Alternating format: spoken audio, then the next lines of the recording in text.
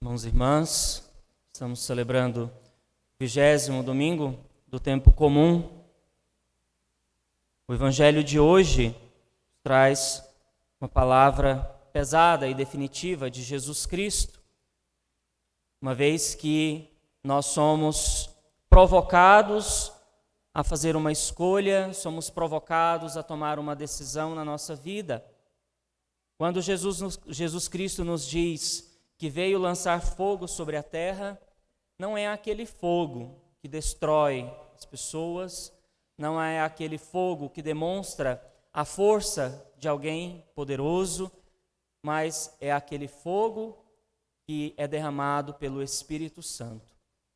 Aquele fogo que vem com o Espírito, que nos unge, que nos consagra, que nos marca como eleitos de Deus, como aqueles que estão dispostos a abraçar o caminho de Jesus Cristo. Por isso, Jesus Cristo nos diz que veio trazer a divisão. A divisão no sentido de que todos nós somos convidados a fazer uma escolha. Às vezes, a maioria de nós fomos batizados enquanto crianças, mas há aqueles que foram batizados enquanto adultos e talvez tenham uma consciência maior a respeito do sacramento do batismo. Contudo, todos nós, assinalados com a marca do Salvador, com a cruz do Senhor, somos provocados a viver intensamente a palavra de Deus, abraçando o seu caminho como o caminho de salvação, sendo autênticos na vivência da palavra de Deus, honrando o batismo que nós recebemos. Jesus diz que iria receber um batismo e estava ansioso até que isso se cumprisse. Vamos lembrar que o batismo de Jesus não é o batismo do Espírito, é o batismo do sangue, daquele que dá a vida integralmente por todos nós, pelos homens e mulheres desse mundo, para que nós possamos fazer uma escolha. A partir da entrega de Jesus, nós podemos fazer a nossa escolha pessoal. Por isso, nós devemos refletir na nossa vida a quantas anda a vivência do nosso batismo, da nossa fé, da nossa prática cristã. Se não está sendo uma vivência de comodismo, cumprimento de preceitos, ou se nós estamos realmente buscando dar testemunho da fé que nós professamos, do batismo que nós recebemos. O testemunho, ele é necessário para o mundo, em todas as épocas, para que assim as pessoas possam ver que, pela liberdade e pela consciência, nós aderimos ao projeto de Jesus Cristo. Não adianta termos sido batizados, se não fazemos a escolha de vida. Há muitos cristãos batizados que vivem como pagãos. E há muitos pagãos que vivem valores fundamentais na vida de um ser humano. Nós encontramos aqui, na nossa realidade de mundo, de igreja, a relativização da pertença a Cristo. Nós escutamos aí muitas vezes, naqueles censos aí. Esses dias eu fui na casa da minha mãe, tinha uma senhora do IBGE lá, coletando os dados da família, E aí nós muitas vezes escutamos, qual é a sua religião? Sou católico. Mas eu não vou na igreja, eu não sou praticante. Não existe católico não praticante. Ou é católico ou não é católico. Ou é batizado ou não é batizado. Porque está dentro de nós, dentro do coração. É a vivência que dá testemunho de tudo isso. É importante que nós possamos considerar isso, porque a primeira e a segunda leitura trazem para nós também testemunhos autênticos de quem fez a opção por Deus radicalmente. Radicalmente. Não com fundamentalismo que deixa as pessoas loucas dentro de uma vivência religiosa extremista, não é isso. A vivência radical é ir no centro, na raiz, na essência, enraizados, firmes na fé que nós professamos. Vemos aqui Jeremias, que passa por toda a sorte de perseguições, hoje lançado numa cisterna lameada. Mas a ação de Deus no meio daquele povo que lhe fez mal, ela é instantânea. O profeta de Deus, aquele que anunciava a palavra de Deus, teve fome no fundo do poço. E veio a fome para todo o povo. E aí, quando o rei Sedecias é alertado por Ebed-Meleque sobre a condição do profeta. Vamos lembrar que o batismo traz para nós 3 elementos: profeta, sacerdotes e reis. Nós carregamos pelo batismo esses 3 elementos. Batizados, naturalmente, profetas. Será que nós estamos nos deixando ser tomados pela lama desse mundo, incapazes de dar passos? Ou nós estamos enfrentando todas as estruturas do mundo para dizer que o caminho de Jesus Cristo é um caminho de salvação? Nós não precisamos esperar que budistas, muçulmanos, outras denominações religiosas anunciem Jesus Cristo como caminho, verdade e vida. Não precisamos, isso é um dever nosso. E não somente pelas palavras, mas pela nossa opção, pelas nossas escolhas. Escolhas que nós devemos fazer diariamente, no trabalho, na convivência familiar, entre os amigos, na comunidade. Escutamos na segunda leitura da carta aos Hebreus também uma palavra provocadora. Deixemos de lado o que nos pesa e o pecado que nos envolve. Empenhemo-nos com perseverança no combate que nos é proposto. Esta palavra é fundamental para a nossa reflexão. Proposta. O Senhor nos faz uma proposta. Contudo, aqueles que aderem à sua proposta devem assumir radicalmente as consequências dos discípulos e discípulas de Jesus Cristo no seu segmento. Por isso devemos tomar consciência da nossa fé. Fé não é sentimentalismo. Fé não é algo abstrato.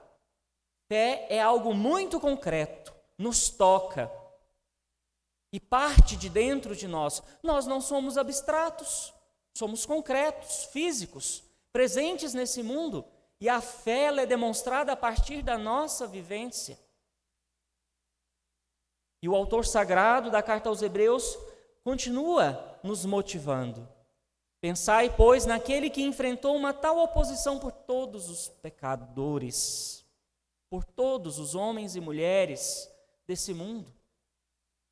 Me digam, alguém conheceu alguém santo nesse mundo? Alguém que não pecou? Não. Inclusive, os santos que foram canonizados pela igreja também carregaram a marca do pecado durante essa vida.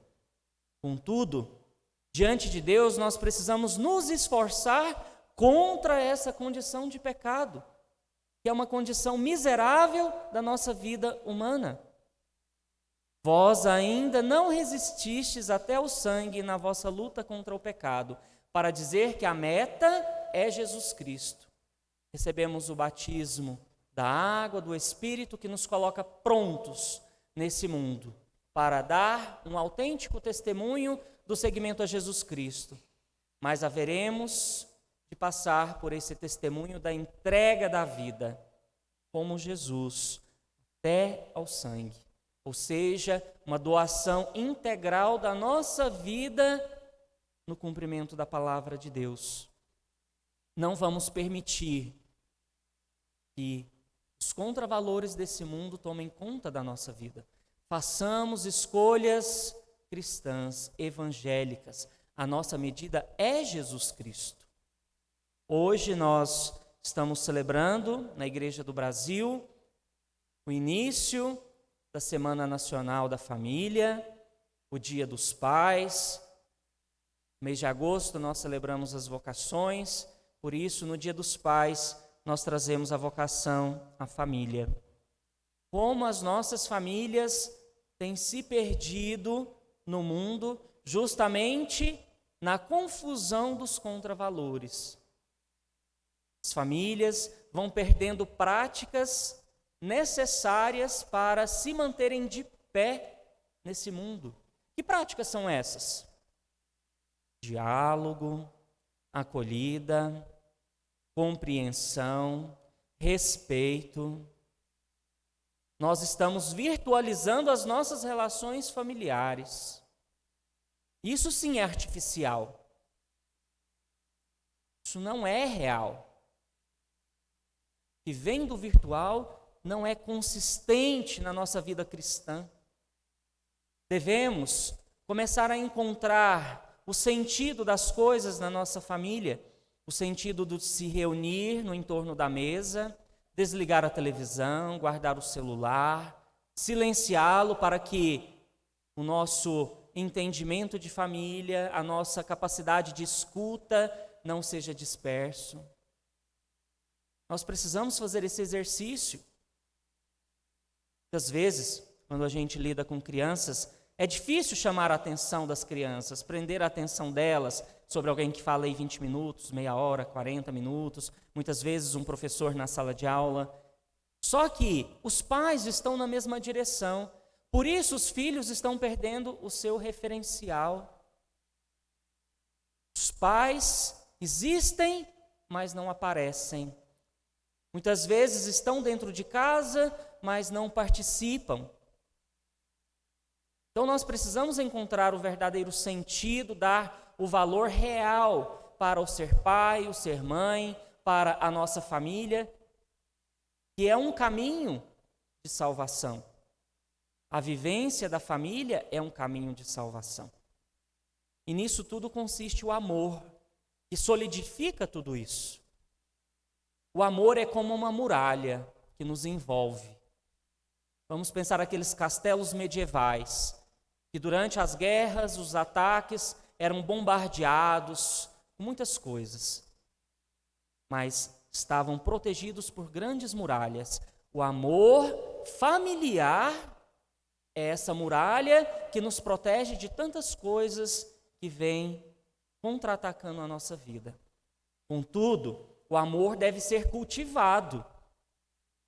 Não é só construir ele ali e pronto. Ao mesmo tempo que ele tem uma imagem forte de uma muralha, ele também traz a imagem de uma pequena e frágil planta que deve ser regado, cultivado.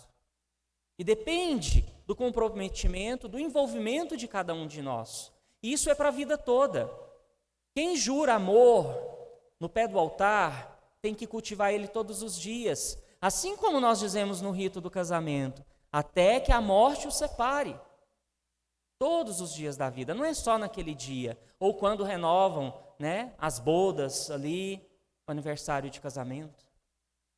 Traduzir o amor em algo concreto na vivência com os filhos, porque é dessa escola que o mundo vai beber, da família, do amor familiar. Sem esta prática nos nossos lares, a igreja também fica deficitária na vivência dos seus valores, porque tudo parte da família. Então peçamos na Eucaristia de hoje por todos os nossos pais que responderam um sim a esta vocação, que assumem o compromisso de cuidar dos seus filhos, de cooperar com Deus na condução dessas vidas, de serem zeladores, guardiães daquilo que é o mais sagrado diante de Deus.